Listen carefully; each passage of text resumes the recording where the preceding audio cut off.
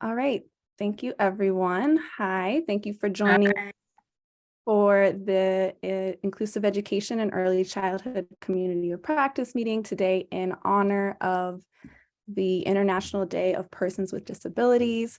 We have a really great group of presentations for you today, and we're really looking forward to having an engaging conversation with you and our speakers. Please feel free, as Jennifer mentioned in the chat box, please feel free to introduce yourself into the chat box. My name is Stephanie Pena. I am the Inclusive Education Coordinator for GCE-US, and myself and Jennifer Rigg, the Executive Director at GCE-US, will be moderating the meeting today. A few housekeeping items. This meeting is being recorded, and we will be sure to send this recording along with any resources and the PowerPoint slides to you after the meeting. So please feel free to share any resources that you would like us to share with the rest of the group as well. Additionally, there is closed captioning available that you can enable on using the feature on your Zoom screen. And at this time, I would like, Krista, if you could go to the next slide, we'll go over the agenda briefly. Great, thank you, Krista.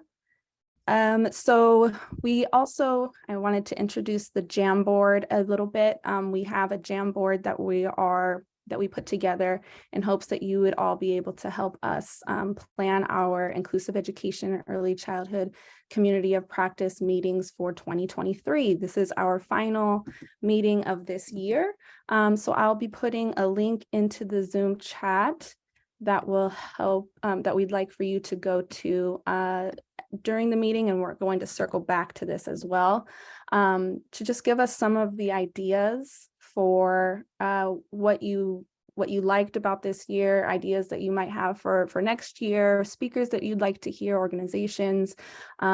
Just help us brainstorm and get off to a really good, exciting 2023. So we're really looking forward to next year and all of the planning of that on the back end.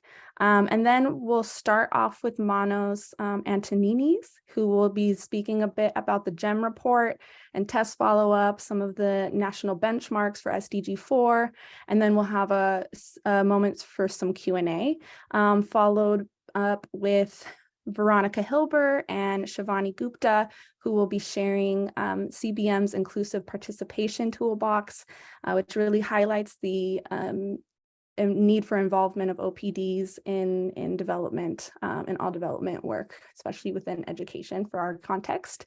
We'll have a moment for Q&A as well after that. After Veronika and Shivani, we will have Maria presenting on INEE's new policy brief that we're really excited to hear more about. She'll be presenting on the opportunities and challenges for disability inclusive education, early childhood development in emergency settings, and then have some Q&A as well. And then we will be having Effie Kaminyoghe. Sorry, Effie, if I said that incorrectly, but Effie will be joining us to discuss Sightsavers programming in Malawi that focuses on inclusive early childhood development as well. And then we'll have some Q&A and go over the Jamboard planning for 2023. Thank you, Jennifer, for mentioning OPDs. It is an acronym for Organizations of Persons with Disabilities. So yes, we are really looking forward to all of our presentations today. And so I would like to, let me just make sure that Manos is here. Yes, he is. Manos, welcome. Jennifer, Krista, if you could stop sharing the screen so that we can have Manos present his presentation, that would be really great. Manos, I just made you a co-host, so you should be able to share your screen. We're really looking forward to your presentation. So thank you for joining us today.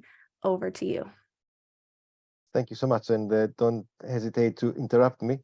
It's quite a broad topic that I'm going to cover, so don't hesitate to bring me back to where I should be in terms of the areas of your focus. But this is quite an important area of work that touches so many different aspects of your activity. So I thought I should still go a little bit beyond, so that you can also get a few ideas about how to apply the idea of the national SDG 4 benchmarks and how to demand and push for more of it. So this, I should say, is a joint piece of work that we have been doing with the UNESCO Institute for Statistics, and goes back several years.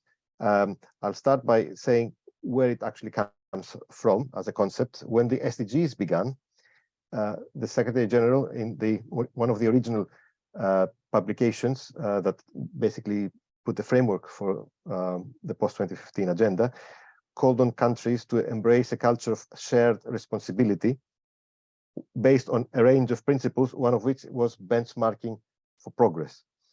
And remember that the word accountability does not appear in the SDG Foundation documents because countries did not want to be held to account. Follow-up and review was the it's not funny, it's true. It was an explicit decision for countries who did not want much reference to accountability to be made.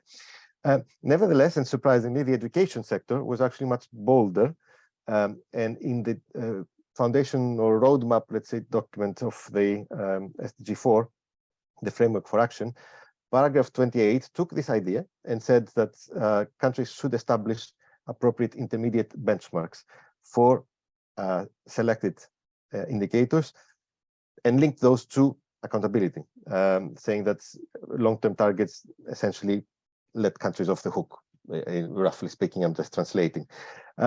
So we were waited till 2017 when the framework was, the monitoring framework was agreed, and we started a process whose various steps I won't bore you with, but essentially really goes back to 2018. And in 2021, in the middle of COVID, we got essentially a reminder at the Global Education Meeting, which called on countries to set relevant and realistic benchmarks. So that recognition came in 2021, even though already by 2019, as you can see, as you can read in this report that we published in January this year with UIS on the first report on national SDG 4 benchmarks, already in 2019, we had agreed with the Technical Cooperation Group on SDG 4 indicators, which is the intergovernmental body for whom UIS serves as a secretariat, and which I co-chair with the UIS director, had agreed on 7 indicators that were suitable for benchmarking. And what does suitable mean?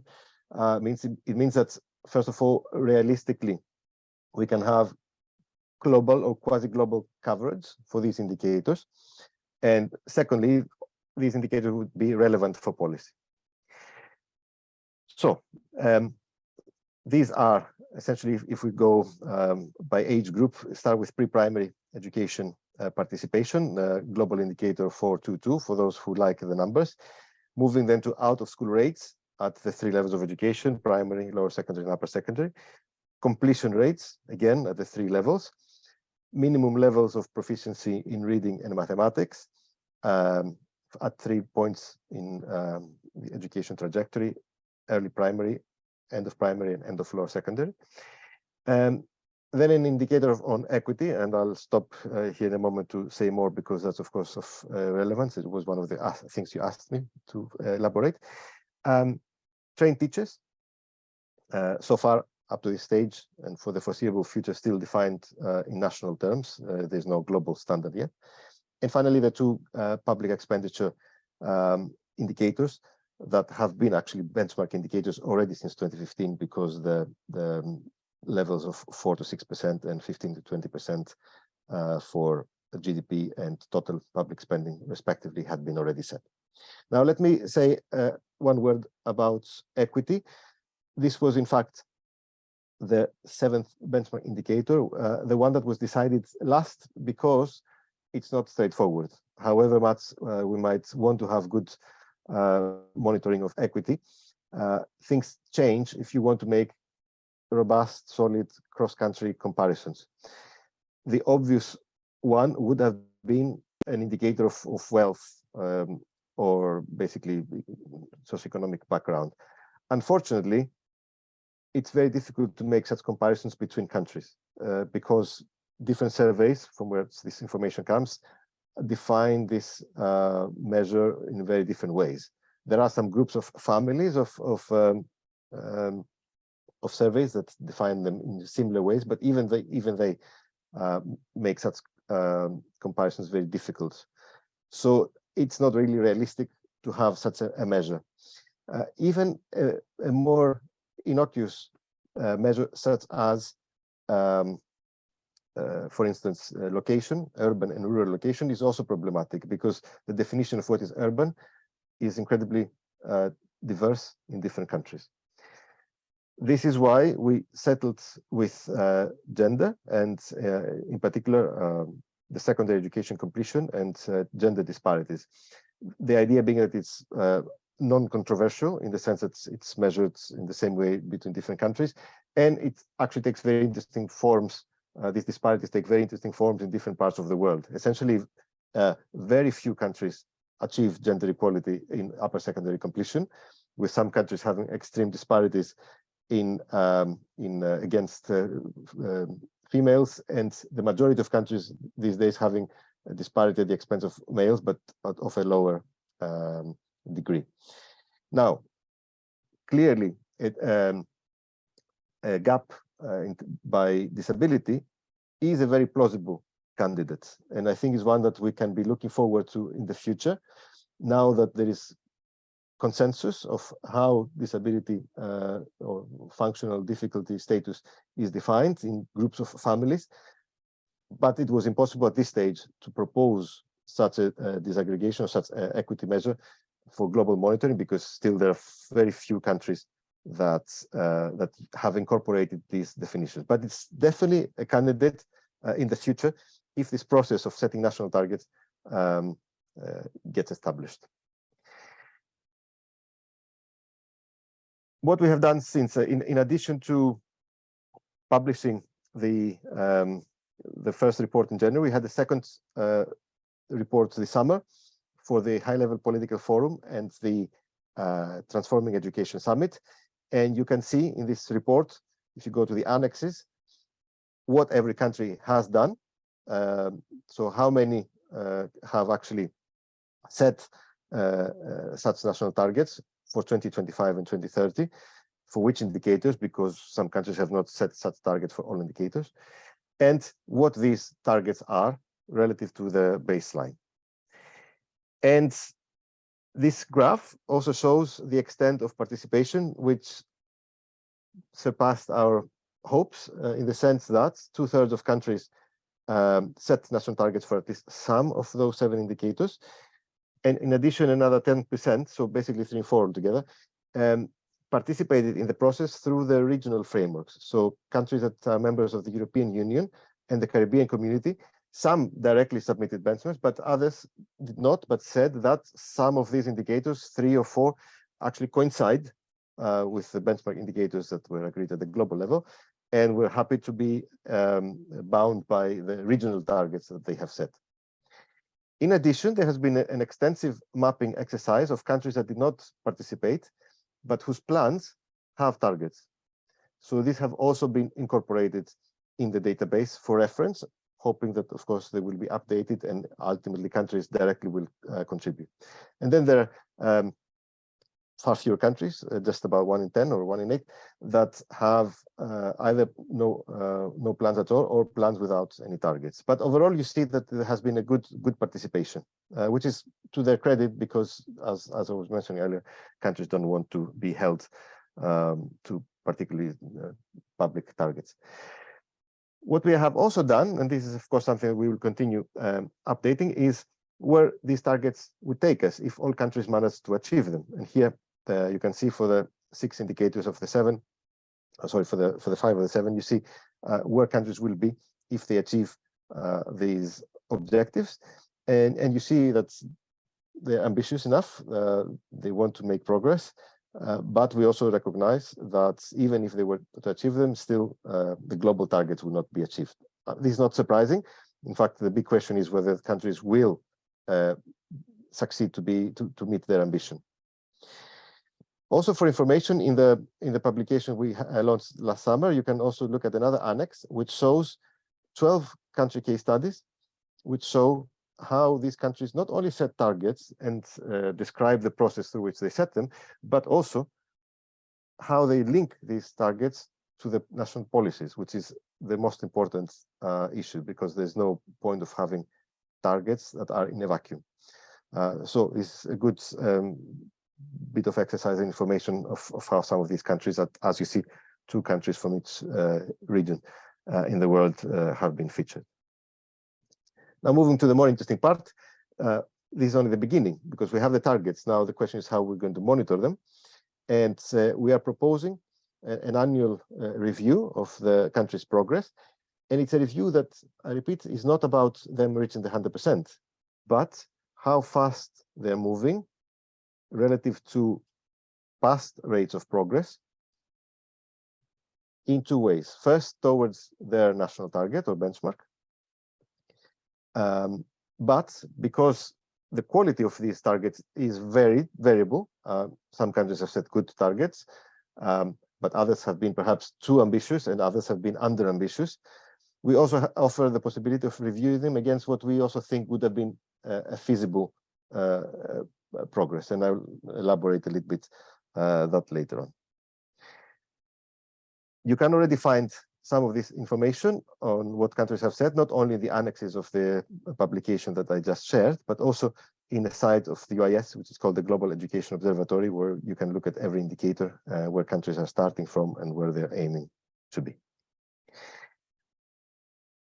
To move towards the second part, which I think you're also waiting for, which is information about how that links with the Transforming Education Summit, let me say a few things about what this process is really about. The first is that we try to invite countries to make clear to the rest of the world how they are going to contribute to the global agenda. Because hoping and the talk of the 100%, of course, as I mentioned before, leaves countries off the hook.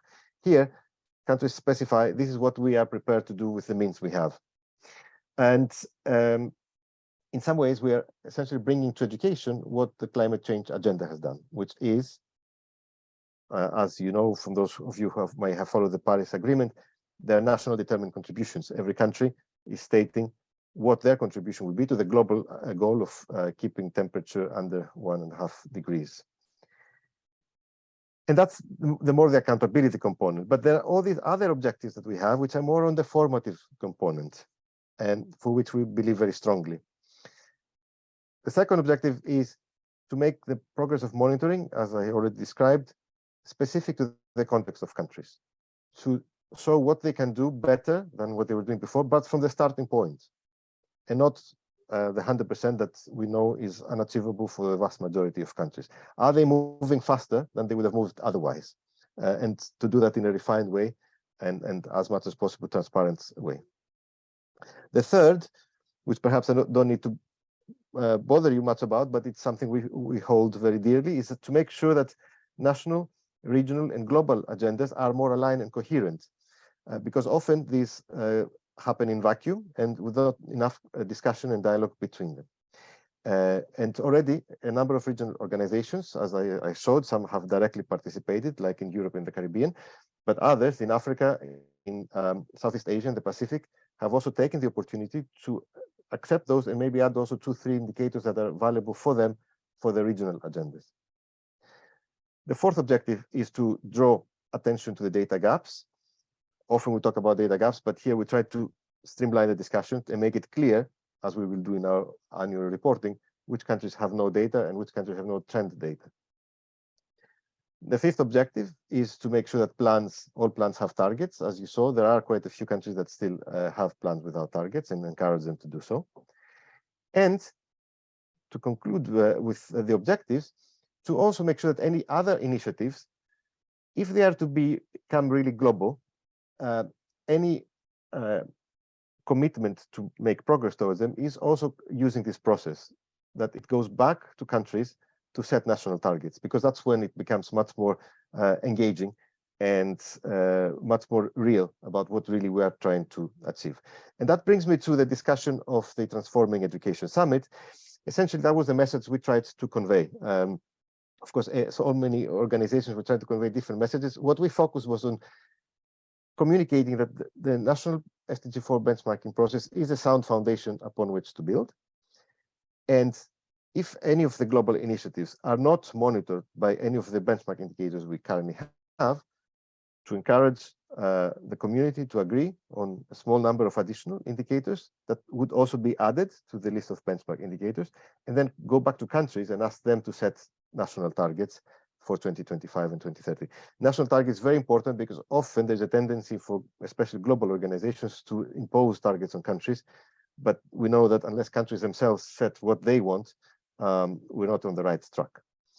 So this is the core idea. So I'm going to say a few concluding remarks on that. On the right-hand side in this table, you see the 7 global initiatives that have been essentially elevated during the Transforming Education Summit. And what we are doing in this graph is to show how they are mapped to the indicators that we already have. The first global initiative, which is on emergencies, we have mapped it on the out-of-school rate. This is a bit approximate in the sense that emergencies do not lend themselves easily to benchmarking because they affect different countries in different ways, and not all countries have emergencies, and emergencies come and go. So it is quite difficult. But to the extent that we can monitor progress on out-of-school rates, it would be always interesting to focus on countries that are more prone to emergencies of different kinds. The Foundational Learning Global Initiative already has 2 indicators that can be used to monitor it, and that's the combination of how many children reach its level of education and of its level of education and achieve minimum proficiency. The Gender Equality Global Initiative can be monitored by the gender gap in completion. And of course, the Financing Global Initiative can be monitored by the 2 public expenditure benchmark indicators. So what we are left with is these other 3 global initiatives on greening education, digital transformation, and youth participation. And I can say a little bit what we are doing on that front. Just to say that the steering committee has embraced that, as you saw also in the call. They also encouraged indicators that would not be only outcome indicators, but also process or policy indicators. And they also strengthen the need to align with regional frameworks, which is one of our objectives as well. So what we are now involved in is to identify plausible indicators on these global initiatives that don't have one associated so far. Digital transformation is perhaps the most straightforward, in the sense that there is an SDG4 global indicator, and that's the connectivity of schools to the internet. Of course, it's only one of multiple indicators one could envisage, but it's one that we already have and is already monitored. And perhaps all we can do is bring new sources. Currently, schools report on them, but maybe we can also use information from providers of internet services, which mean that we can get much more accurate information on speed, bandwidth, etc. The more complex one is the greening education. The global initiative has a number of dimensions. Again, no one indicator can cover everything. There have been 2 proposals on the table so far. One is based on texts, policy, legal, standards texts that cover climate change. There has been an effort to map texts in about 130 countries. So this is an indicator that does exist. It's based on measuring the existence of language that relates to that. So it's not very deep, it's a bit shallow, but it does document and identify countries that have made more explicit steps towards covering that. It does not lend itself easily for benchmarking, because for most countries it might be yes or no, but we're seeking ways of maybe broadening a little bit so that there's more of a gradation, so there's scope for every country to improve. A second proposal under greening is efforts that UNESCO has been doing on certifying schools as green. And different approaches have been made. Some focus more on infrastructure, others also add other learning environment information. This is, though, an indicator that doesn't yet exist, but the mapping of these different certification approaches exists, and the question is whether there is an interest. Of course, a green school by itself is not enough either. No indicator is sufficient to capture, but one could say that an indicator that engages the school community in improving schools and turning them into green may be quite informative, even if it's not directly in the curriculum, because it generates discussions in the school community about what our school is, how can it be improved, how can it be made more compatible. Finally, there's an indicator which refers, there's a global initiative on youth participation. There's no monitoring of that yet. The idea is that all countries should report whether they have a mechanism, a structure, a council that involves youth in policy consultations. So that's potential information that could be asked from countries. Ideally, though, it's one that should be validated by youth organizations or perhaps other civil society organizations that can confirm, and that's definitely an area in which we could envisage collaboration with the global campaign that asks youth to confirm whether they have been involved in such a group, even if it exists. A validation is necessary, but so far we don't have a clear mapping of such youth organizations, and sadly also there are countries without such representation. So we have to find a way to make that happen, but it is possible. Again, it's not suitable for benchmarking, but it's an indicator that it's definitely worth monitoring. So then the idea is to propose those indicators to the steering committee, which is meeting this week. But of course, it's not a decision that can be taken for all of those now. It's a work in progress, and then go back to countries to ask them to set targets for those. So that's my presentation. I hope I didn't talk too much. I wasn't keeping track of time. But I'm available for any questions you might have. Thank you for the invitation. Manos, we're so grateful to you and your whole team for the work that you're doing. And so absolutely, we have a few questions immediately. And, you know, I don't know if everybody realizes this, but Manos is an amazing advocate behind the scenes for full inclusion as well, and advised many of us in the lead up to tests when disability inclusive education topics were really not being included fully. So, you know, we're seeing both the good and the bad, right? The fact that there was a wonderful call to action on disability inclusion, and thanks to all of you who have joined it. And we'll share that in the chat if any of your organizations or if you individually would like to sign on and endorse and haven't had a chance to yet. I think we're at over 125 endorsements as of earlier this week, thanks to our colleague Verena. So really exciting and to see that growth. But you know, Manos, Nafisa, others, you know, we all advocated in the lead up to tests to push to make sure that disability inclusion was fully featured on the main stage in the, you know, most prominent components. And we're seeing that it's not, you know, fully there, right? And so we'd love your advice, Manos. A couple of quick questions that have come in. And so we'll do them in bundles here. So that first one is on disability. Sorry, if people could just keep your line muted when you're not speaking. Thank you so much. And please do share any questions or comments in the chat box. Thank you. So question number one is on disability inclusive education and disability data disaggregation in terms of inclusion in the benchmarks and various databases that Manos just described, both in the test follow-up and the amazing work that the GEM report and colleagues are doing globally in partnership with all countries. We just heard earlier this week from our colleague Joanna Nessel with PLAN and the civil society representatives on the Global Partnership for Education board, that they were discussing results and impact and saw a major concern with on data and the decline in data reporting to the UNESCO Institute for Statistics with, as Yona put it, an appalling level of disability disaggregated data in education, with only 2 out of all 74 GPE, Global Partnership for Education partner countries, reporting key education statistics on children with disabilities. And rest assured, Manos, your colleague Kate Redman on the GEM team came back and said that the GEM report will soon be adding disability data to the worldwide inequalities database on education. So we'd love to learn more about that, and also big picture, Manos, any other recommendations you have for us as advocates and civil society partners.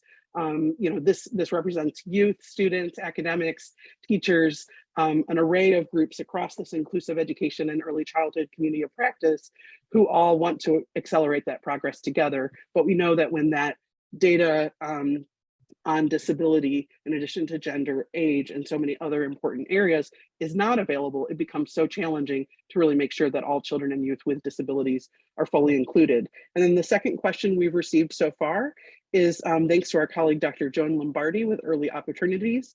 And she said that, Manos, in her words, she said, I've been thinking a lot about the numbers that we often see from UNESCO and other international organizations on pre-primary education access. For example, UNESCO and others say that 50% of children have access to pre-primary. However, I have not found an analysis of what this really means. My sense is that much of this is age 5 or 6 year olds, because of the fact that that kindergarten or primary education might start at different ages across different countries, and that we know very little currently about access across different family income levels, ethnic groups, disability, and different geographies, urban and rural, for example.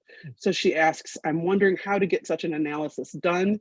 And she even offered to help. As many know, Dr. Lombardi is an expert and works with many foundations that could help with this. So a really interesting question and possible challenge to all of us to rise to in the coming months to improve inclusive pre-primary education and early childhood data, again, so that we can make sure we're reaching everybody.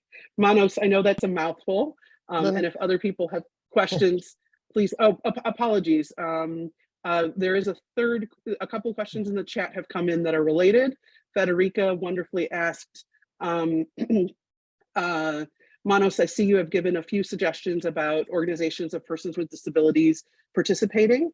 Could you please sum up a few more ways for OPD network, for the OPD networks to participate?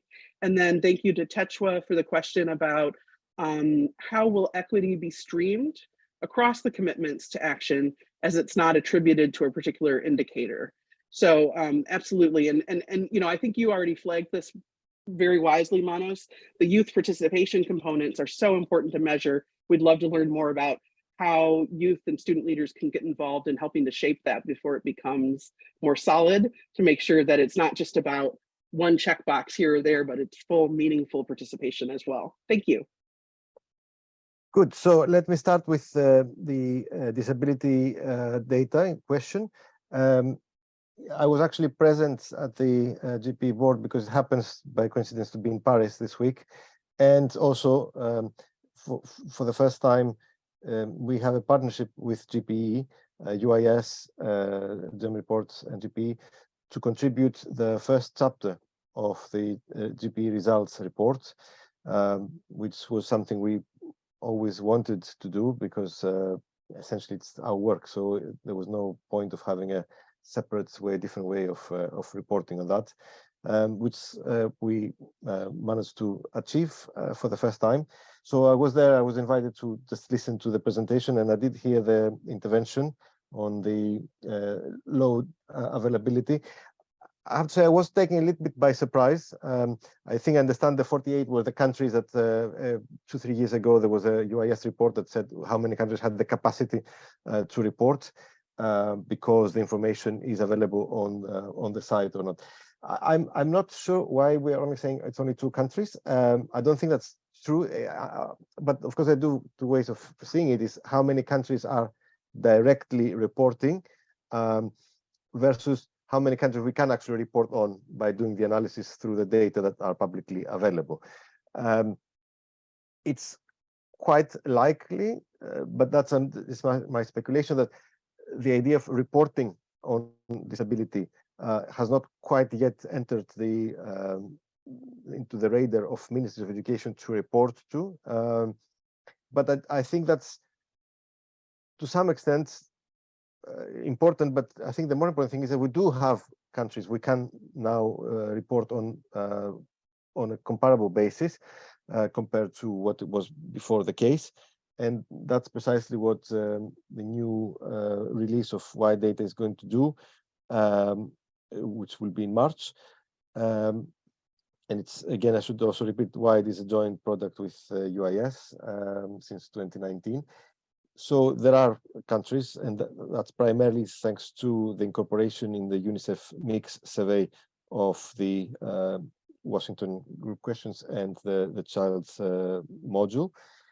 Having said that, we should also acknowledge that it's actually proving more complicated to report on those for a number of reasons, including the fact that there's now a bifurcation because children aged 5 to 17 are asked some questions, and adults 18 and above are asked different questions, and therefore unfortunately many of the education indicators are on this cusp between the two age levels, and that makes some of this reporting a bit more complicated. We're trying to solve all these issues. We covered them in the 2020 inclusion report, what were the challenges when we started analyzing. But let's say this is a lesser issue. The important thing is we will be reporting on WIDE, so I think we will have a better picture as we move forward. And maybe here is the question, to jump to question 3 before going back to early childhood. I already mentioned that organizations of people with disabilities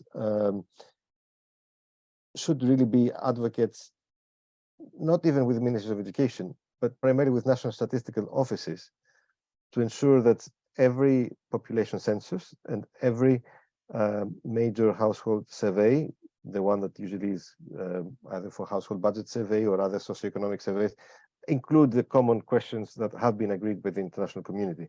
I think that's for me, that's the obvious point, that you are included in the design and you make sure that these questions are there, because that's the key to everything else. It's the right door to knock on. So that's my one advice. And moving beyond organizations of people with disabilities, but generally to your members, and link to the question of youth participation, here we really need to have a good discussion of how can we have a list of countries, organizations of youth and students. And I don't know in whose portfolio it falls, but there is a bit of a gap, and sometimes, of course, there are also political competitions between who represents whom, and it's difficult. But I think with the support of the global campaign, we could make a step forward in having a clear listing of who should be asked ultimately about whether a government involves youth in its policy development. So it's a good opportunity, it's a good starting point, and I think we can discuss, and if you're interested, I would be happy to discuss with your overall umbrella organizations how to move forward. Going back to Joan's question, I would say that we do have, WIDE does report on disaggregated data for early childhood participation. So I think that is kind of covered. What though she's right to argue is that sometimes there is a bit of a confusion about what some of the early childhood education participation measures ask. The global indicator is indeed only a 1-year indicator. In principle, that is good because it means you compare all countries in the same way. How many children are in school the year before primary starts? The problem is, and we have not yet unpacked this, and it's something that we do discuss, is how many of these children actually are not in pre-primary, but in primary, but they enter early. So that a little bit distorts some of the comparisons. However, more generally, we agree with the potential criticism that we need information not only for 5-year-olds, which is the majority of those who are just 1 year before, but also for younger populations. And in fact, it was an item on the agenda of our last technical cooperation group, that's the one that I mentioned earlier, decided on the benchmark indicators, to move from the gross enrollment ratio, which distorts again comparisons because different countries have different groups of what they consider to be the group for early childhood education, and to move towards what we call a net enrollment. So basically just for 4-year-olds or 3-year-olds or 2-year-olds, if countries collect information on that. So that's something that was discussed, and has been put for decision. UIS is looking at that, how many countries will be lost from the data if we make that more stricter application. We would lose some countries, but it does seem that there is demand for that, and it's something that I think maybe over the coming year we will be moving towards. Great. Thank you so much, Manos. We really appreciate you taking some time to come and present with us today. And we would absolutely love to continue working with you and finding ways to advocate to get more disability disaggregated data involved in these type of benchmarks as well. So thank you so much. Thank you. At this time, Krista, if you could please put up the PowerPoint slides for our next speakers. We have our next presentation of Veronika Hilber, the Advocacy Officer at CBM, and Shivani Gupta, who's the Technical Advisor for Inclusion from CBM as well. Over to you both. Thank you very much, Stephanie, for the kind introduction, and thank you for the opportunity to present CBM's Inclusive Participation Toolbox at today's Community of Practice meeting. Let me start by giving a short overview of our presentation today. Next slide, please. So it's just basically 2 points that we will discuss. So we will explain a little bit about the evolution and the development process of our project. And then we will walk you through the toolbox, give you a little tour around it. And of course, you will have the opportunity to ask some questions at the end. Next slide, please. So how did we develop the project? So we had really, our starting point was that we wanted to make a political ask become really concrete. Next slide, please. So participation is one of our key asks that we direct at political decision makers. It's a right as well as a prerequisite for inclusive, equitable, and sustainable development. We also know that persons with disabilities and their representative organizations, you have heard the term OPDs, Organizations of Persons with Disabilities, we know that they are an important minority, that they are often left behind, and that there are some specific requirements for their participation that we need to respect. And then there is this overall experience of tokenism and exclusion. We know this as civil society organizations, but particularly organizations of persons with disabilities experience this in a very bad way. And we have heard about their experiences, for example, in a background study that we did before starting our project. And then last but not least, this experience is not always due to bad faith. There are a lot of insecurities out there. There's a lack of know-how, and this is really a barrier to fulfill the duty of ensuring participation. Next slide, please. So today we are in an education space. Our participation toolbox is not really focusing on any specific sectors. So we wanted to develop a tool that focuses on the participation of organizations of persons with disabilities in international cooperation, basically development cooperation and humanitarian assistance. We didn't focus on any specific sector. But of course, there are a lot of entry points to education and why OPD participation is important in this space.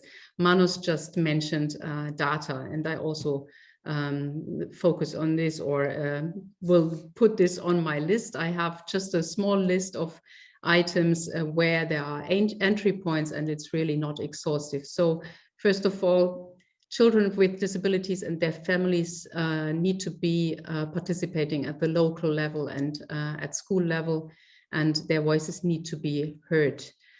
We need the involvement of organizations of persons with disabilities in local education groups or similar groupings, for example, to influence education sector plans of their governments. And as Manos mentioned also, we need the participation of persons with disabilities and OPDs in data collection efforts, also in the education space. There are a lot of efforts being done to improve the data availability, but we are still really lacking a lot of data. And then last but not least, of course, we want organizations of persons with disability to join the global campaign for education movement. We want to become more diverse, and we need their perspectives and expertise in our movement. Next slide, please. So I mentioned before that we did a background study. It was a joint study by GIZ and CBM. GIZ is the National Development Cooperation Implementing Agency in Germany. This study was done in 2021, and we focused on OPD participation and received responses to qualitative interviews with OPD representatives and GIZ staff around the world. And their perspectives sometimes confirmed and sometimes extended our perception about the status of OPD participation in development cooperation. So I want to just mention two quotes that we had from OPD representatives. So the first one is, so what we notice is that when it's a project that is typically for persons with disabilities, that's when they engage with us. But when it's a project of general dimensions, we are often not associated, while in fact, we are also among the beneficiaries of the project. And another interviewee told us, I think the first thing we have to do is really educate people on what disability really is and what support services each disability group requires to participate. Next slide, please. So all of this and what I have mentioned before led us to the conclusion that it was really time to develop an inclusive participation toolbox, a simple, user-oriented online toolbox that gives different stakeholders, including international cooperation staff, the knowledge, material, and partners they need to ensure meaningful participation of persons with disabilities and their representative organizations in their work. I would now like to hand over to my dear colleague Shivani Gupta, who will explain more about the development process and especially how we collaborated with our advisory board. Over to you, Shivani. Thank you, Veronika, and hello, everyone. I'm going to be talking very briefly about the actual development process. So, as Veronika shared, we had this study along with GIZ in 2001, and that really culminated into vision and the concept of developing this toolbox.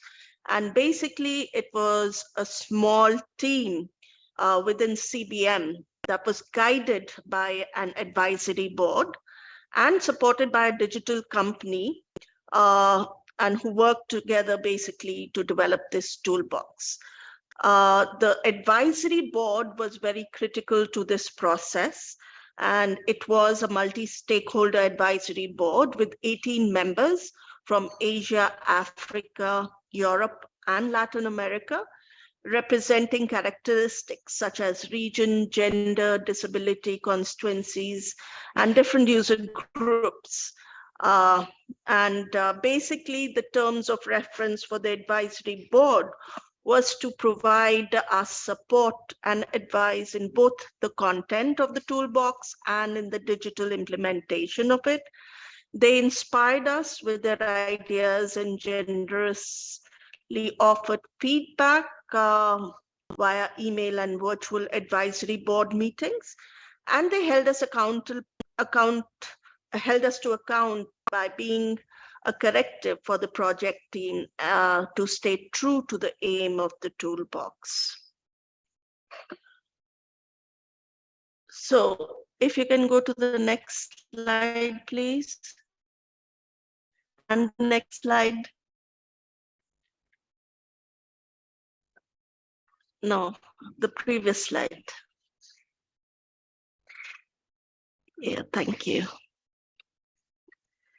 So finally, the toolbox became live after 8 months of hard work, and it can be reached via participation.cbm.org.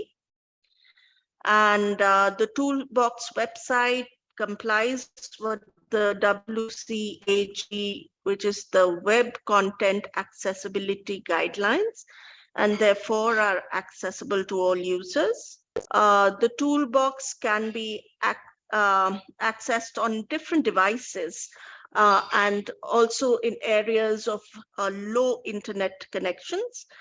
And there is an option also for users to download and print material from the website. Materials such as checklists, presentations, leaflets, etc.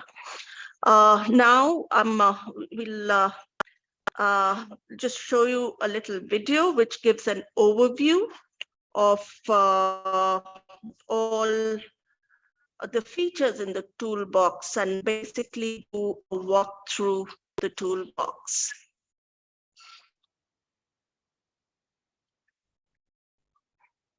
So Krista, if you could just play that video, please. So we start our tour on the landing page of the Inclusive Participation Toolbox. When typing in the regular URL participation.cbm.org. Sorry, can you hear it? Is everything okay? Yeah, we can't see it. If you could just share it, that would be perfect. Thank you. All right, thanks. Unmute and share. That would be helpful. Thank you. Yeah. So we start our tour on the landing page of the Inclusive Participation Toolbox. When typing in the regular URL participation.cbm.org, you always land here. Next to a few introductory information, you are introduced to the general structure of the toolbox. It is divided into 3 main topics, or pillars, as you might want to say. When you scroll down a little bit on the landing page, you automatically land here. The first pillar is why participation. Why is the participation of persons with disability important? It offers you background information on disability participation and barriers. And it also focuses on the requirements of international frameworks like the UN Convention on the Rights of Persons with Disabilities or the 2030 Agenda. The second pillar is participation in practice. It focuses on key enablers for participation like accessibility. It also has tips around inclusive language and interaction and intersectionality in marginalized groups. And probably also interesting for many of you, participation in each stage of the project cycle management. The third pillar is dedicated to get connected with OPDs. What are OPDs? How to work with them, and furthermore. It also has the OPD database I will introduce later.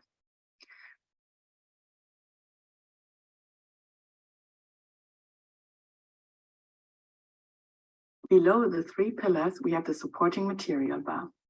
It has a yellow color coding you will recognize on all other pages as well. This means there's practical material like checklists, presentations, glossary terms, and much more for you to use. Here's also a hint to sign up to our mailing list, which we will talk about at a later stage. Okay, let's quickly look at the why participation. When you open the main navigation, you can either choose the overview page or directly jump into the categories. I am heading straight to requirements of international frameworks, where you will find a list of different frameworks. Clicking on one gives you detailed information about this framework and what it implies in regard to participation. The yellow bar on the right-hand side will direct you to supporting material connected to this issue. If a term is underlined in red, it usually means that it's a glossary term. By clicking on it, you will be directed to the glossary page, can read more about this term, and return to the previous page by clicking here next to I understand.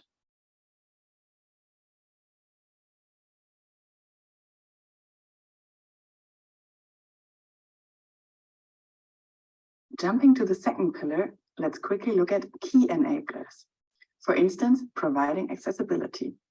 In this chapter, you will also find special requirements for different groups, for instance, for persons with intellectual disabilities.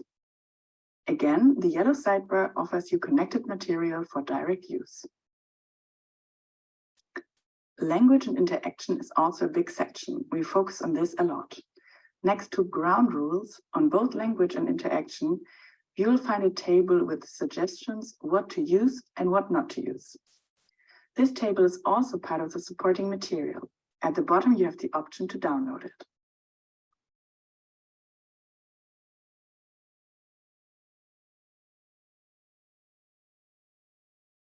And then a quick jump to the Get Connected section.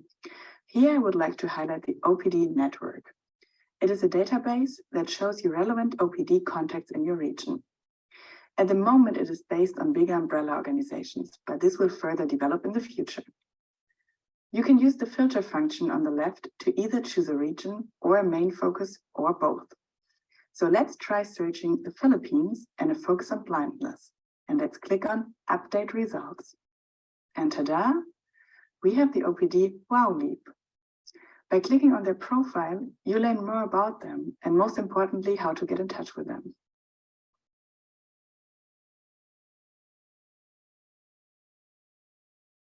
And last but not least, browse through. We have several checklists, for instance, how to organize inclusive meetings, both virtual or face-to-face. We have presentations. We have a lot of additional resources, for instance, 10 forget-me-nots you should really keep close to your heart. Or support how to find sign language interpretation or how to write an alternate text. Or basic recommendations for accessible Word and PowerPoint. Or a registration form you could use for future meetings. Or. Every material is immediately downloadable.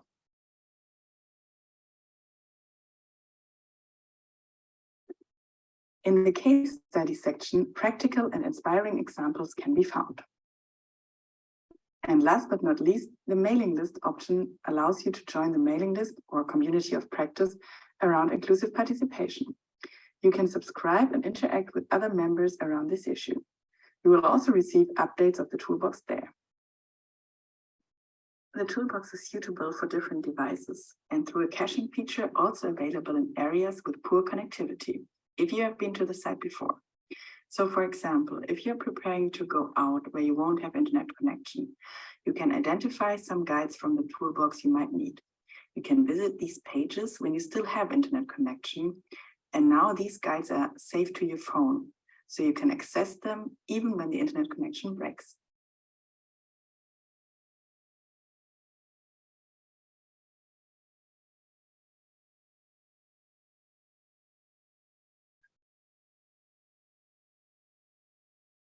Thank you, Krista. If we can just have the presentation back. And I would just like to share some information about how to contact us.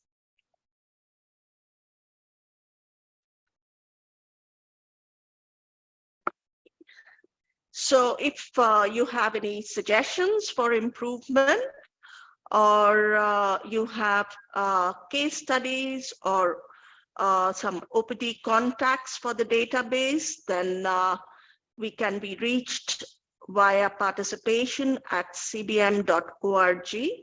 And if you want to exchange ideas and experiences with other development actors on how to ensure meaningful participation, then you can subscribe to our mailing list by sending an email to inclusiveparticipation plus subscribe at groups.io.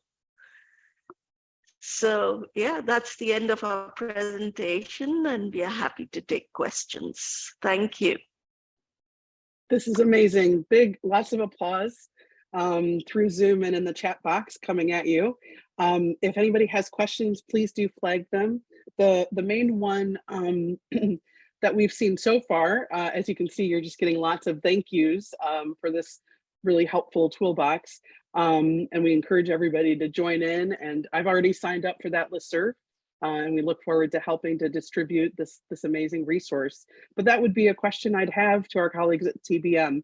what would you project might be next steps for distribution and use of this toolbox, and how can the rest of us help in that regard? You know, we know how much hard work went into this, and if you know, I know colleagues joining today are representing multiple countries and regions. So if you're planning other ideas or you're looking for partners to help spread the word, please do let us know what we can do to assist in getting this out to as many communities as possible. Thank you. And thank you very much, Jennifer. And that's very much appreciated. Of course, we want to promote our toolbox. We think it's good for persons to use it and to adapt it also. And we want to develop it further. So, for example, we have thought of translating it into other languages, because for now it's only available in English, which is, I think, not sufficient. And we would have to see which are the resources that are really needed. So feedback is really an important thing for us. We have already scheduled some meetings where we have presentations on this. GCE-US, of course, and thank you very much for the invitation. We have also presented it to an inclusion network within the GIZ, but we will present it also at other occasions. I think what is really also important is that we animate this kind of community of practice that we have via the groups IO, inclusive education, inclusive participation groups IO. I think it's good if people just share what they are doing with regard to inclusive participation, share their events they are having or new studies, so we can we can put up material on our website, but it should also serve as a resource to exchange ideas and ask questions and answer questions. And it has already started. Some people have posted questions, others have answered, and we hope that this will become very lively and a very helpful space. And if I may just add, I think there could be also case studies which are related to education, inclusive education, that, you know, perhaps can be put up on the website. And another area I feel that, you know, there can be more OPDs, really like national, local level OPDs who can be encouraged so that they can be in this whole, they can be, you know, contacted by people who would like OPDs to participate in the process. Because a lot of time you hear, you know, development actors saying, oh, we don't know how to, you know, engage with them. But they are really. So it would be really great if, you know, we could have this resource which can be used. Great. Thank you both so much. Again, just echoing all of the thank yous and the celebrations of this incredible toolbox. We are very glad that you were able to share that with us today, and hoping that ourselves and our partners can continue to help along the way as well. So thank you both. If you have any other questions, please feel free to put them into the chat box, and Veronika can answer them there just for due time. So at this moment, Krista, if you could please go to the next. Great, thank you so much. I'd like to welcome our next speaker, Maria Benavides, the Early Childhood Development Coordinator at INEE, who will be talking to us about some of the opportunities and challenges for disability inclusive ECD in emergency settings. Maria, over to you. Thank you so much, Stephanie. Thank you so much for this space within this meeting. We really appreciate the opportunity to share some of the main findings that we have from this policy brief. If we can go to the next slide, please. This is an overview of what I'll be sharing today. I would like to first introduce a little bit of what INEE and the Early Childhood Development Working Group does. And then I'll move on to the policy brief that we recently launched also in the face of the International Day of People with Disabilities. And next slide, please. Thank you. So the Interagency Network for Education in Emergencies, for those who perhaps are not that familiar with our work, is an open and global network that gathers more than 18,000 individual members representing almost 4,000 organizations and institutions in 190 countries around the world. Membership goes from non-governmental organizations and UN personnel, ministries of education and government staff, up onto teachers, students, and researchers who are in some manner involved in education in emergency settings. And INEE is set up with as having different network spaces, and the Early Childhood Development Working Group is one of those spaces that was revitalized back in 2019, understanding that young children in emergency settings are often overlooked, meaning that they fall within the cracks of different sectors that addresses different needs, and understanding that young children need holistical support. We set up this group again to support the improvement of outcomes for them and for their caregivers in humanitarian and fragile settings. And we do this by creating a space for collaboration and knowledge sharing, through developing, testing, and disseminating practical tools as this policy brief on disabilities inclusiveness, and through advocacy, flagging and raising the importance of attending to the young children's needs in humanitarian settings. Can we go to the next slide? Actually, to the next one. Just to give you a bit of background on this particular policy piece, we acknowledged two major facts to develop this brief, and one was that from prenatal development to 8 years of life are a critical period in an individual's life, and that addressing the developmental needs of children with disabilities and developmental delays during this critical period is essential if they are to survive, flourish, learn, and be empowered and participate in society along their peers. And this is particularly special or important, sorry, for children affected by crisis and emergencies. So considering this, we went through a process of doing a vast literature review exercise and key informant interviews to gather some information and being able to propose some recommendations to policymakers and different stakeholders within the humanitarian and emergencies sector to make sure that ECD programming or early childhood development programming addresses and is intentionally targeting children with disabilities. We know that the rapid neurological and physical growth that occurs within these first years of life provide an opportunity to influence and improve developmental outcomes that may impact the entire course of an individual's life. And also, accordingly, the Convention of the Rights of the Child and the Convention on the Rights of the People with Disabilities state that all children with disabilities have the right to develop to the maximum extent possible. And we must recognize the importance of addressing all children's unique needs and acknowledge the influence that for example, social stigma and misconception about disability may lead to underdeveloped potential and social exclusion. Next slide, please. And this leads us to the current situation of early childhood development programming in emergencies, understanding that disability-related factors interact with other structural inequalities and contextual factors that increase the risk of children with disabilities. In humanitarian and developing settings, children with disabilities are often overlooked in its needs assessment processes and subsequent responses, partially due to stigma and safety concerns.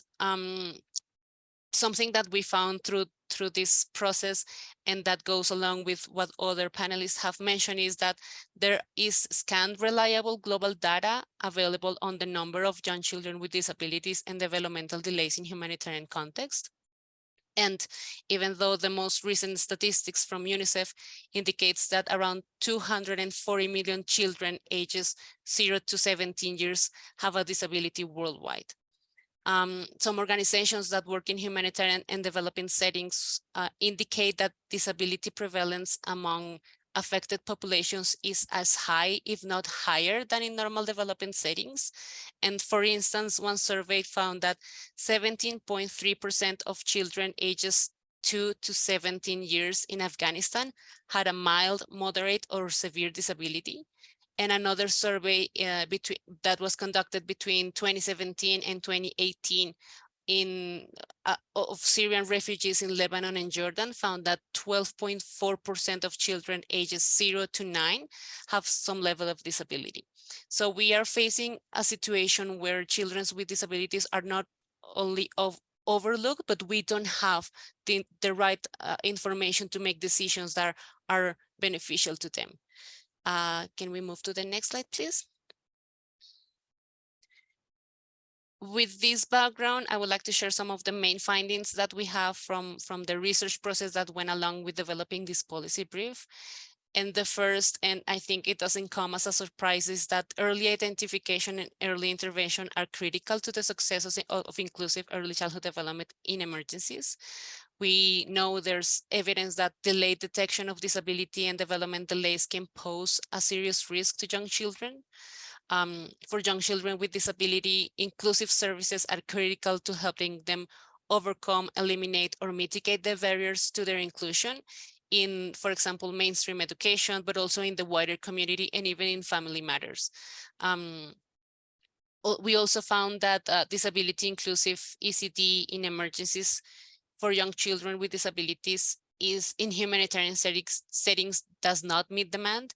And this is, again, not a surprise.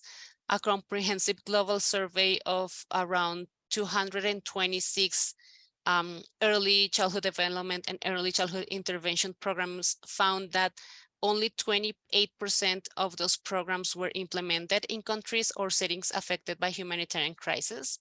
And many of those do not target intentionally children with disabilities. So we're facing, again, a case where children are not only overlooked, but there is no programming intentionally addressing their needs. Can we move to the next slide, please? And again, going back to the data, we found that the lack of data that has hampered global efforts to improve inclusion for young children with disabilities is even more pronounced in humanitarian settings, and this makes sense. It's a context and an environment where it's hard to focus on gathering data when there are major needs and critical and basic needs that needs to be addressed. And we also found that data is usually collected from parents and caregivers rather than directly from children, which also makes sense up to some point. But this means that the questions about disability are mediated by the adults, which inhibits learning about issues of inequity within the household, for example, and the child's own opinions and experiences with disabilities. Moreover, parents may not identify their children having a disability due to the lack of diagnosis and early identification, or because of the desire to identify their child as having a disability in the fear of stigma and discrimination. We also found that there is poor cross-sector coordination, which offers some insight into why children with disabilities are underserved in humanitarian settings. And this is due to the absence of standard cross-sectoral coordination mechanisms that focus on the needs of children, of young children, which creates the potential for inadequate identification, conflict approaches to the various models of disabilities, and monitoring of children systems and structures requiring interventions. As mentioned before, we think of children's development as something that it's holistic, and it needs multi-sectoral approaches rather than separate responses and programming that tend to focus on just one side of this holistic development. If we can move to the next slide, please. Based on all of these findings and considering the valuable information that we gathered through key informant interviews, we set up a list of recommendations that are addressing or seek to get some action from governments, multilateral agencies, donors, and implementing organizations. We urge them to first improve the collection, storage, use, and dissemination of age, sex, disability, disaggregated data to ensure inequities are targeted and to strengthen humanitarian planning and investment. We invite all implementing agencies to monitor access to disability inclusive ECD, sharing this data with relevant stakeholders and ensuring programmatic interventions are responsive to the data available. All governments and implementing agencies, again, should promote early identification of disability and developmental delays for all babies and young children, so that on the onset of emergencies, government and other service providers have a more accurate understanding of those populations that are in need or at risk at some level. We also invite major stakeholders to collaborate to build a stronger and more efficient humanitarian coordination between all relevant sectors, meaning that governments or humanitarian coordinators should establish an intercluster or intersector coordination group that focus on early childhood development, and that with that strong leadership having a direct or more clear directions on how to support children and young children with disabilities. These groups should be able to track and monitor the response and compile updates gathered at subnational levels in order to modify responses accordingly and advocate for specific outcomes on decisions that were made around the information that should be available. Can we move to the next slide, please? Some other recommendations are focused on having standardized screening and identification tools for use at a global level to identify disability and developmental delays, improving early detection and enabling informed programming and investment. We consider that all key stakeholders must ensure that screening and early identification tools are disseminated widely and that appropriate briefing or capacity building is provided on the tools for staff members on a regular basis. We found that there are tools available, and I'll be able to share some information around that in a few minutes. And the important around this is making it available for all practitioners in the field having contact with children with disabilities. We believe that governments, intersectoral cluster coordination groups, and service providers must ensure a system of referral services that respond to the needs of young children with disabilities and developmental delays to support also screening and subsequent continuum of care. We found that it's not one of the barriers to providing ECD services that are inclusive is that implementers tend to believe that it's their responsibility to address those needs, and it can be the case that there are simply referral systems to the more specialized care, but it's important that this is based on standardized screening. We also think and recommend promoting wider dissemination of models for and approaches to disability inclusive ECD, including evidence on cost and the immediate and long-term benefits of inclusion to help make the case to donors and governments.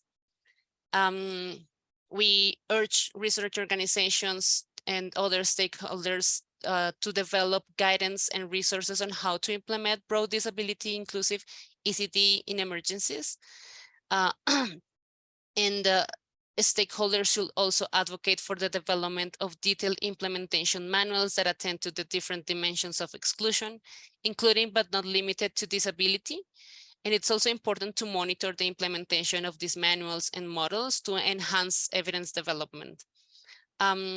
Monitoring frameworks should include measurements for the accessibility of childcare programs, including the number of children and proportion of needs met, disaggregated by sex, age, disability, refugee status, for example, and other demographic indicators. Next slide, please.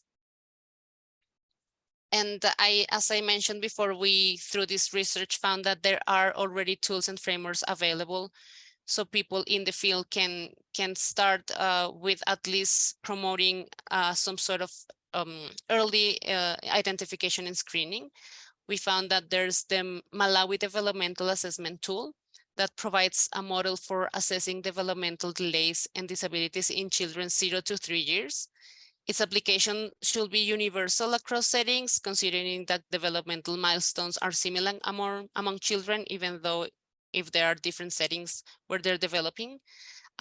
This tool was initially created through a series of studies in Malawi, of course, to address the needs for a simple, inexpensive and culturally appropriate way to identify developmental delays. So it's now used in over 20 countries, including low and middle income settings and across humanitarian settings. There's also the rapid neurological assessment, which assesses the neurodevelopmental status of children less than 2 years old with limited access to health screening, and can be conducted by semi-skilled health workers, which is also important. We tend to consider that we need specialized staff to go through these processes, but it's not the case. It's the case that with the correct training and with the correct tools, people that are not specialized health workers can go through these processes and help children with disabilities. And finally, we have the module on child functioning that was developed by UNICEF and is intended to provide population level estimates on the number and proportion of children with functional difficulties. And it does this through assessing different domains, including hearing, vision, communication, learning, mobility, and emotions in children ages 2 to 17. This module, it's having more attention as it conforms to the biosocial model of disability, focusing on the presence and the extent of functional difficulties rather than on the body structure or the conditions.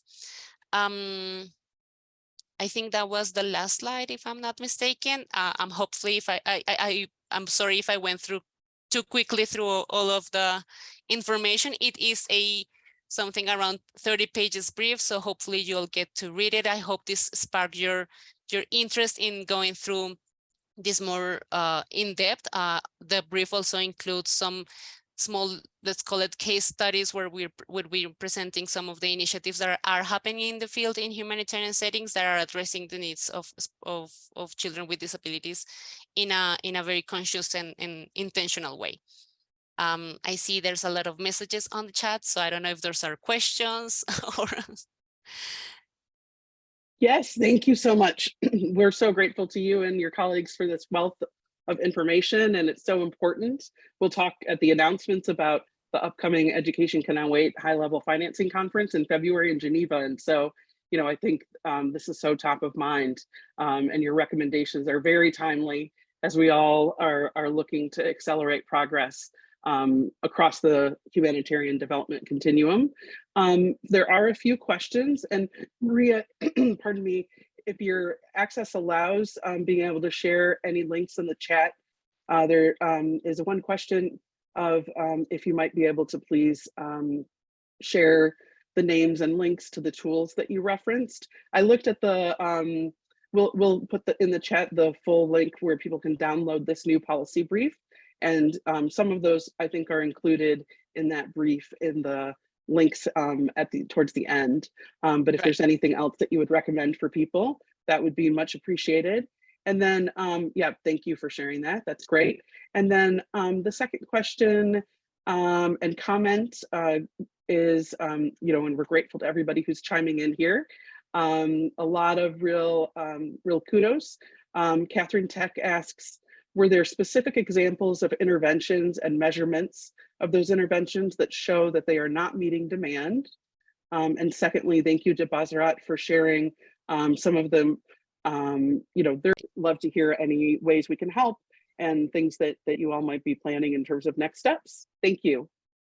Sure. I think from the first question that you addressed, it's on how we found out their needs are not, that the programming does not meet demand.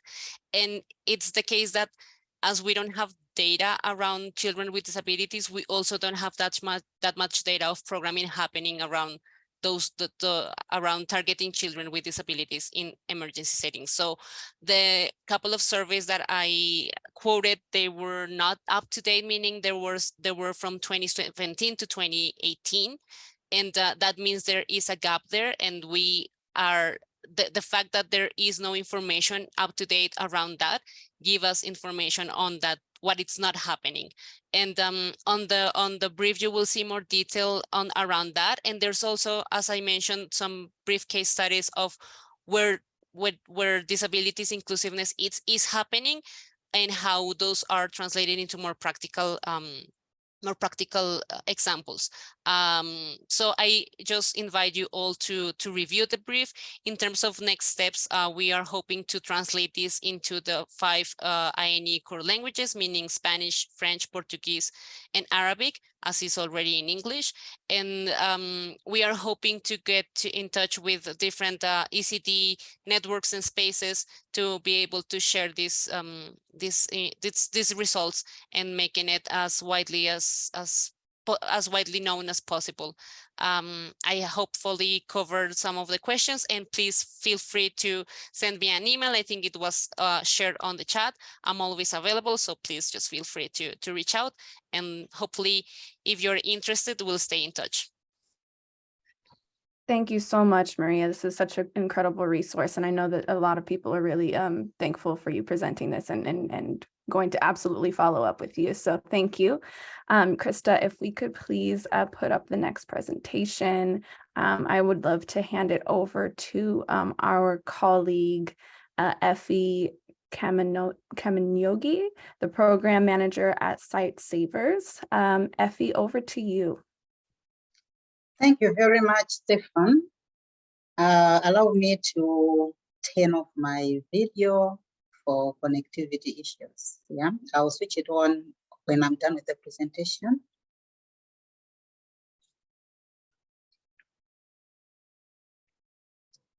Yeah, so I'm presenting to you the Inclusive Early Childhood Development Project in Malawi, just taking you through from where we started up to where we are now. So the background to our Inclusive ECD projects is that we started in December 2011. We started with one district in Chikwawa, and we were operating in one traditional authority. So what led us to implement this project is that we saw a lot of challenges that children with disabilities were facing.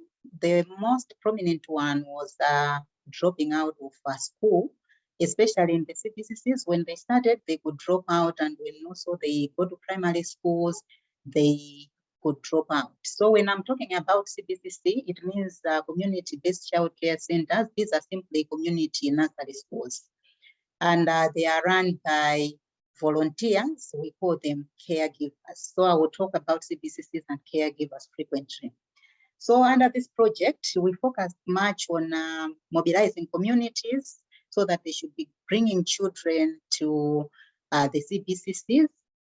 We focused much on the enrollment of children in the CBCCs. So a lot of children who were sent to the CBCCs, but we observed that the caregivers in the CBCCs lacked skills and knowledge on how they could handle children with disabilities in CBCCs.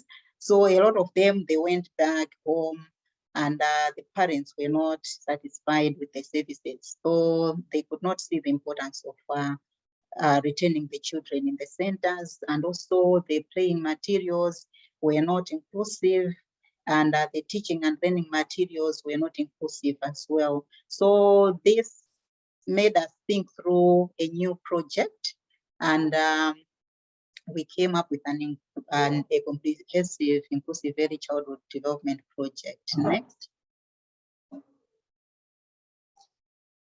Yeah, so the next project that we implemented was the Leave No Child Behind project. This project was implemented in 2 districts, in Chikwawa and in Chewu district. So it's like we moved from one district in Chikwawa, we came to Nchewa as well, and we implemented in 20 CBCCs. And we've seen that we saw that 179 children with disabilities got enrolled in those CBCCs. This project ran from 2016 to 2019, and basically we provided trainings to the caregivers so that they are able to handle children with disabilities in the CBCCs. And also we focused on parents, encouraging them to send children to the CBCCs, and there was a home-based care component as well. Children who were not able to go to the CBCCs, they were supported in the at home. We trained the government extension workers who could go to the homes of children with disabilities, worked with the parents, assisting the parents on how to handle their children in homes, how to assist them with the activities of daily living, with exercises, and they were recording progress of children with disabilities as they go. So with this approach, we saw a number of challenges. So we had no lack of inclusive materials for caregivers, parents and children with disabilities, and also the government extension workers had low capacity and on home-based care, that is, and also poor transition of children with disabilities into primary schools, and because we were not focusing much on transition, and also the cost of inclusion and providing nutritious meal. At CBCCs in Malawi, porridge is provided, and this porridge keeps children in school, because some children, they leave their homes without eating. So when they get porridge from school, at least they stay in school, and the following day they come again with porridge. So it facilitates learning.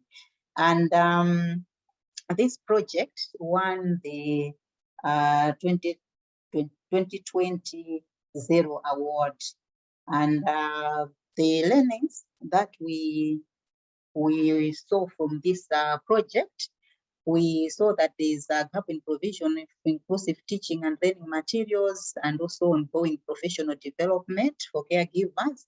So what was happening was that we were training the caregivers, yeah, but the professional development really was not that adequate, and the caregivers could not retain the skills, all of them. They could lose out some of the skills. And also, we saw the importance of including livelihood component in the center, so that children should be motivated to go to the CBCCs and be retained as well. And also we saw the need to strengthen the linkages between CBCCs and primary schools to promote transition of children with disabilities. And also we saw that there was a challenge around home-based care because it was a technical area.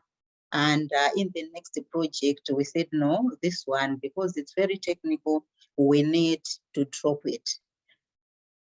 Next.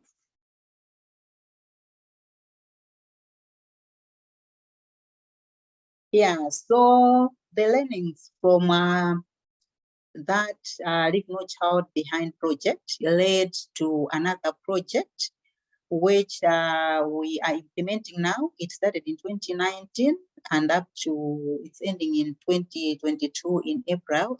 In March, it's ending in March. It started in April 2019. And we are just in Nchewu district in 49 CBCCs.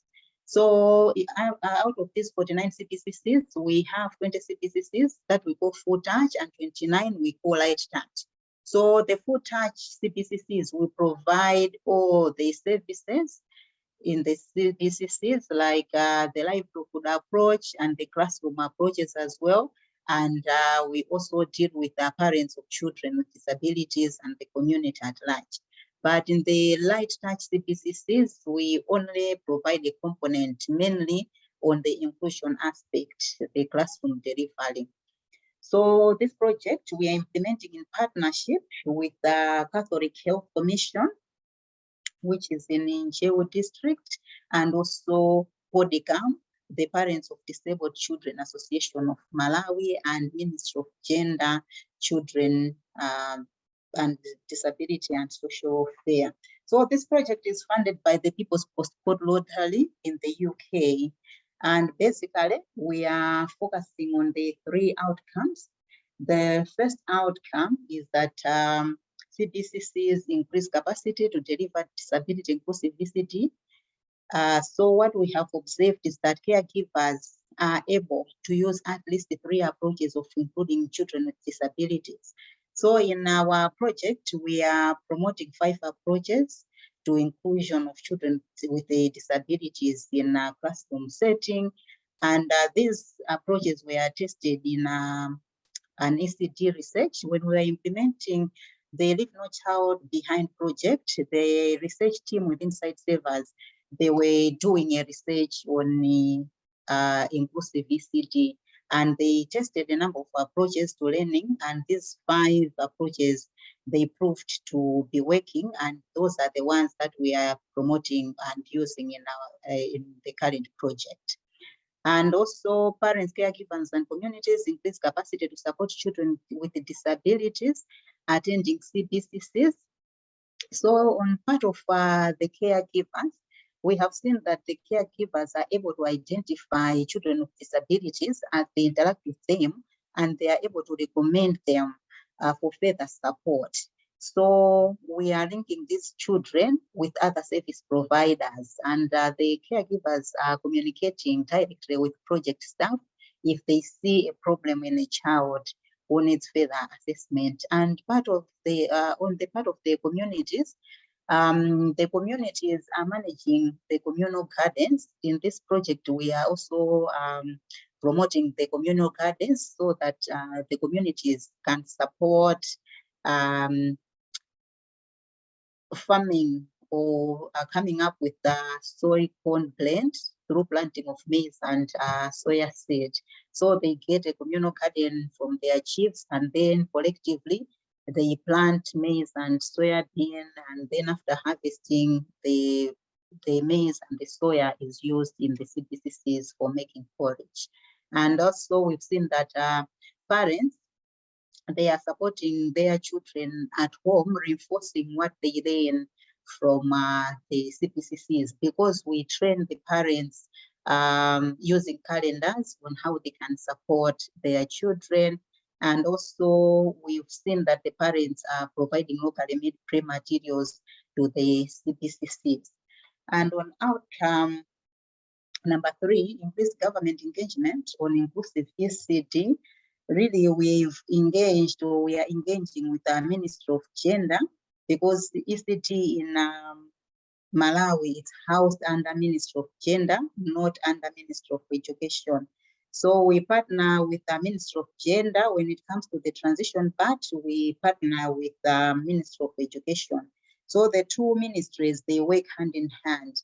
So in our engagement, we engage both the Ministry of Gender and the Ministry of Education, especially the Inclusive Education Department. And we made an effort to bring them to our project area so that they can learn what we are doing. And they were impressed, because most of the organizations, they just provide ECD without an inclusion part. So we've seen that a lot of children with disabilities are left behind in the process. And also we participate in the technical working groups that the Ministry of Gender organized. It has a lot of participation from the government institutions, non-governmental institutions, as well as the Ministry of Gender, Ministry of Health, and the Ministry of Education. Next.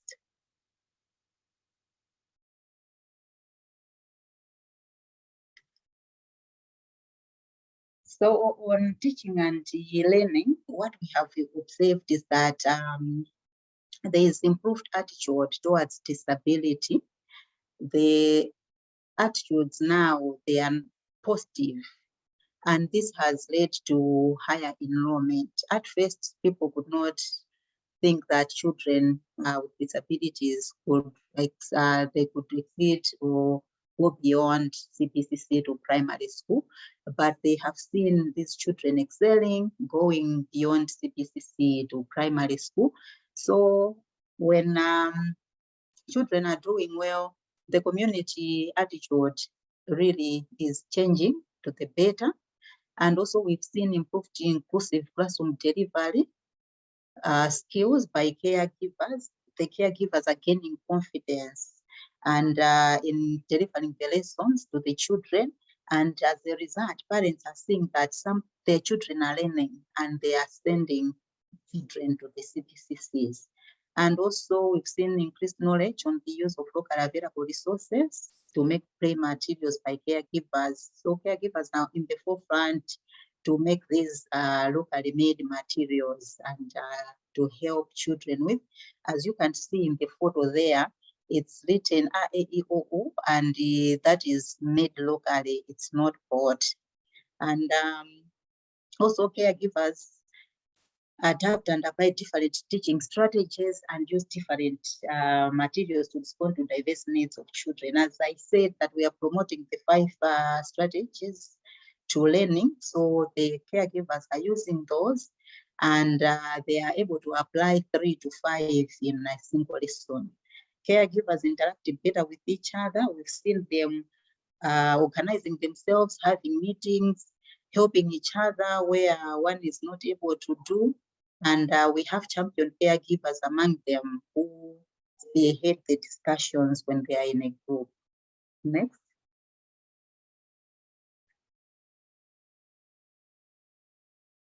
Yeah, so we have formulated the parent support groups. Those parents who send children to the CBCCs, they've come together and establish themselves so that they can be sharing knowledge and skills and experiences on how to care for their children and also how to support education for their children.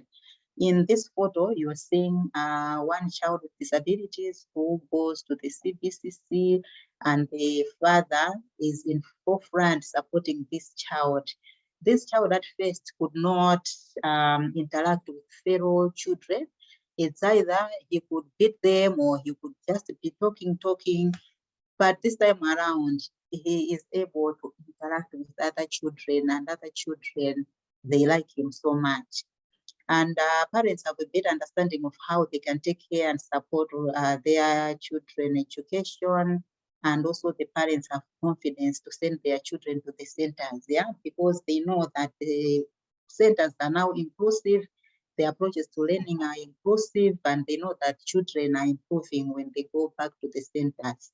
So some children who were not able to speak, they had speech problem, through interaction with their colleagues, they are able to speak. And there was one child who was not able to walk. He was just crawling, but through play and interaction, that child started walking. So when parents see those things, they are really motivated to send the children to the CBCCs. Next. Another component we have is the livelihood approach. So on the livelihood part, we have 2. We have the GOAT scheme and the communal gardens.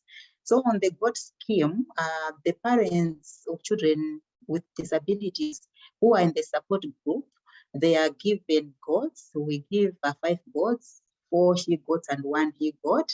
And they have the terms of reference or about who will start receiving the goats and why should not somebody start. So their TORs formulated and the groups agree on those, and they know who is next to receive on the line, and after that one who will receive. So it's benefiting the parents themselves as well as the caregivers. The caregivers, they are volunteers. They do not receive anything from the government. So it's one way of motivating them as well. So when they are discussing their terms of references, the first to receive, of course, are the parents, but the caregivers are slotted in on the way as well. So goats are an asset in the community. That's what we've observed. They provide manure for agriculture, and also they provide milk that is used by the children and the entire family as well. And as the goats multiply, they are a source of income as well for the family. And we've seen community collaboration in the area where we work, because the caregivers, the parents, the traditional leaders, the child protection officers, the agriculture extension workers are working together because of this scheme. Because for this scheme to work, it needs various stakeholders to work together. And the other component is the communal garden. On the communal garden, this is the one that supply food or porridge to the children in the CBCCs. So we have seen improved attendance of children in the centers because the porridge is provided on a daily basis. And also there's a greater cooperation among the community members because of interaction and communication. We've seen that the cooperation has improved for sure. Next. And we also have an advocacy component. Since we started the Leave No Child Behind up to now, advocacy is one of our key areas because we know that a lot of organizations are not in disability inclusion. So we still feel that some children with disabilities are left behind.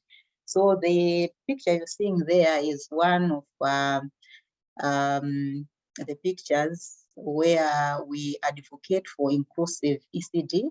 The lady you are seeing there, who is in front there, is the Minister of Gender.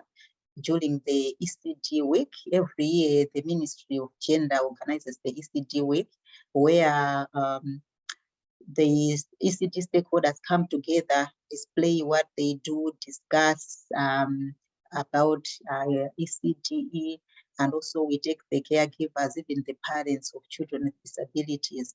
So that was our pavilion where the minister was visiting, and we tried to explain what we do. Those are the materials that we use in the centers. And we also engage with the national level ECD coordinator and the parliamentary committee to visit our CBCCs so that they should appreciate what happens in the CBCCs, so that we should influence other organizations to also provide inclusive ECD. And we deliberately trained the Association of Early Childhood Development on disability inclusion, because this is the body that also provides training of caregivers. So our agenda was that as they train the caregivers in basic ECD, they should also include a disability component, and it worked very well. And early learning and development standards, they define what a child is able or is not able to do at a specific age. So we advocated for the inclusion of disability component during the review of these early learning and development standards, because we saw that in the initial standards, the issues of disability were not there. They were left out. But in the current one, yes, disability has been incorporated in the ELTSs. And also we contributed to the inclusion of disability in the instruction materials. The ministry developed a number of instruction materials in ECD. So we influenced some of those materials so that they should have provisions for children with disabilities. And we are happy to see that some of the materials really are inclusive of children with disabilities. And also we facilitated the inclusive education module to participants during the National Trainers Workshop. Every year, the Ministry of Gender, they do train the trainers of caregivers. So we were called because after they learned our work in ECD, they invited us so that at least we should facilitate the disability component. So the cohort that was trained in that particular year, they got skills in disability inclusion. Next. So the successes that we've seen so far, we've seen demonstrated greater inclusion as caregivers can engage with all children. So this time around, the parents have seen the need of sending children with disabilities to the CBCCs because the caregivers are able to manage these children in the centers. And we've seen increased enrollment of children with disabilities. Like in 2020 at baseline, the enrollment was 84. And then in January 2022, it rose to 201, which is more than 100%. And we know that It's because of the inclusive approaches in the CBCCs. It's because of the communal garden, because of the goats. Everything really has contributed to the increase in enrollment. And also we've seen that children are able to take college on a daily basis from the communal gardens. Of course, we cannot attribute this to improved nutrition, because for us to talk about improved nutrition, we need a nutrition survey. But at least we are assured that children are eating a nutritious meal on a daily basis from the CBCCs, because it's a blend of corn and soya. And also we've seen stronger partnerships between CBCCs and primary schools, because we introduced the transition module. We bring together caregivers in the CBCCs and teachers in the junior primary, so that they can start interacting before children goes to the primary school. And also there was the time when children are taken to the primary school to familiarize themselves before they transition, so that when they go to primary school, they should not be surprised, you know, because others were going back because they were the CBCC environment and primary environment, they were really different. And also we've seen stronger collaboration between stakeholders on safeguarding issues, because when we were starting our project, we saw that a number of children with disabilities were locked out in homes because the parents could not see the reason for them to take the children to the CBCCs. But after sensitization, after working together, we have seen that if a child is locked in a house, or if a child does not go to the CBCCs, the community, they start asking, where is that child? And they follow up. And if a person or a parent locks the child in the home, they are taken to book. And also we've seen greater access to assistive devices, which has eased the mobility challenges. As Sightsavers, we procure some assistive devices, but we also partner with other organizations like World Vision and the like, who provide the assistive devices.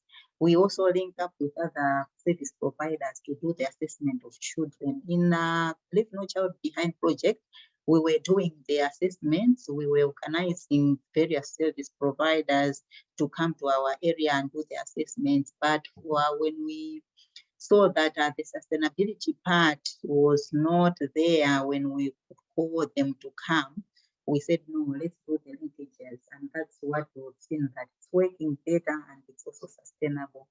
Next.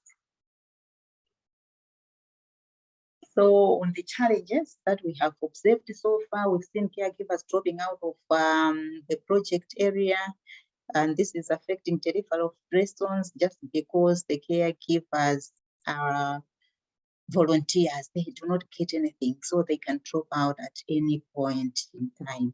So of course, as ECD partners with the ECD coalition, we are working hand in hand, doing advocacy so that the government should start paying the caregivers. And we hear that some of the caregivers have they've started getting something from the government, but it's not all the caregivers. And also the centers are not able to train new caregivers because the trainings are expensive and the government is failing to afford to train all the caregivers. And also we've seen that some centers are not disability inclusive, and the community is failing to adapt the centers because of lack of resources. And we have also seen disasters destroying infrastructures like the Cyclone Anna, Cyclone Bombe, and the heavy rains and winds as well. Next. And the surprises that we have in the project, we've seen 2 CBCCs in the light touch establishing their communal gardens after seeing their colleagues in the full touch establishing those gardens, and they use their own resources. The project does not provide anything to them. And this is really a positive step towards food independence. And also we've seen high level of commitment from the traditional leaders. They are actually providing the gardens to the CBCCs. so that the community can assist the children with porridge. And also we've seen registration of children with disabilities beyond the project area. The children are coming from far places looking for inclusive ECD from our project areas. Next. And the innovations that we have so far, we have developed the IEC materials. We've developed the training flip chart and calendars. The calendars basically they are for the parents and for caregivers as well. And the flip charts for the caregivers. The flip charts assist the caregivers in their classroom delivery, while the calendars help the parents on how to take care of their children in their homes, and also they give the caregivers on what to deliver to the children in a specific manner. And we are also encouraging caregivers to make their own resources from local materials. So there are no issues of we do not have this, we do not have that, because they are able to make on their own. And also the establishment of parent support groups is one of the innovations for the projects. Next.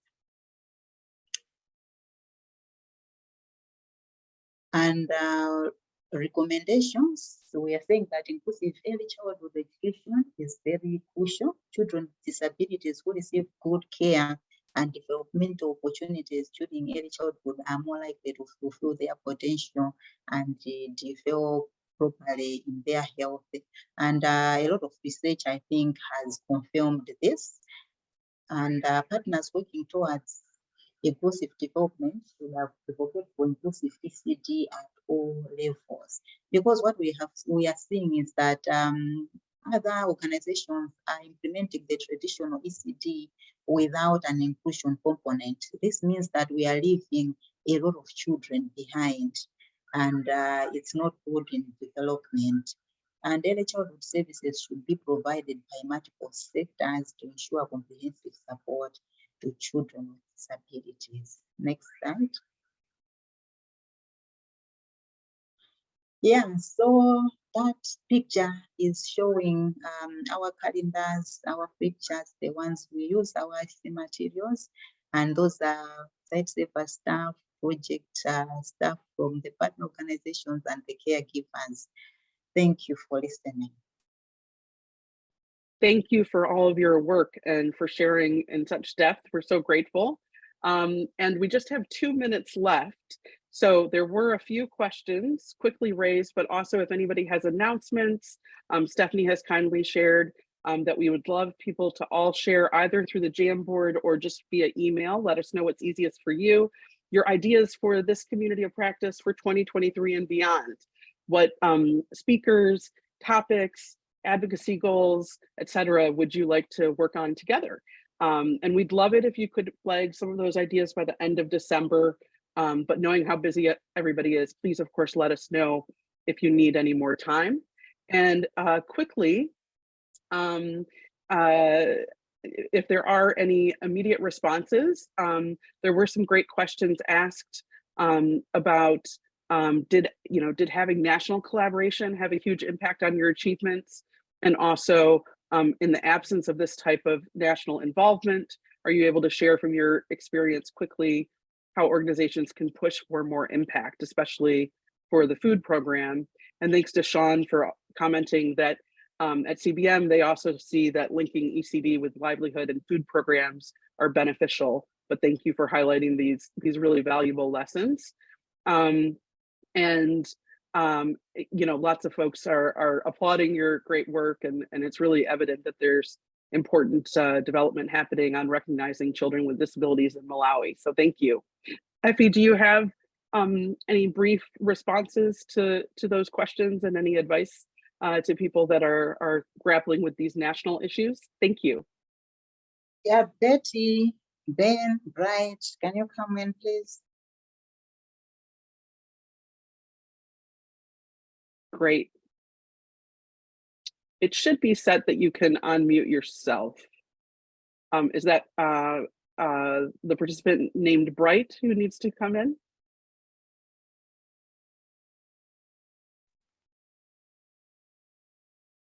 Hello. Great, we can hear you. Go ahead. All right. Some of the plans which we have at national level is to still work with the Ministry of Gender so that it can influence other stakeholders, particularly NGOs who are also working in the same field of ECD, particularly in the inclusion aspect of it. And this has already started because during the technical working group meetings, there are visits, field visits, which are taking place. And one of the things which the ministry is trying to do is to try to encourage other stakeholders to visit the centers which Sightsavers and its partners are running. And during the Advocacy Week, Sightsavers also is given space to showcase some of the lessons which are being learned from the centers. So there is still a long way to go, but at least there is somewhere else to start from. Thank you. Really well said. Thank you. And we're so grateful to everybody for staying on a few minutes to have that dialogue. Our apologies for the technical problems, but we'll share follow-up with the resources. And we welcome all suggestions as well for future discussions, online accessible platforms that you think might work better than Zoom. And we also are just so grateful to all of you for your fantastic work. Like people are saying in the chat box, what a way to finish out 2022. And we wish everybody a restful holiday, if that might be coming up for you, but reach out anytime, please. And we'd love to make sure that 2023 and beyond, we grow this community of practice to really achieve even more on behalf of children and youth with disabilities and fully inclusive education right from the start with early childhood development. So huge applause. Thank you to all of our presenters today. Huge thanks to the entire team and to Stephanie for organizing. And we look forward to connecting with all of you very soon. Thank you. Take care. Thank you.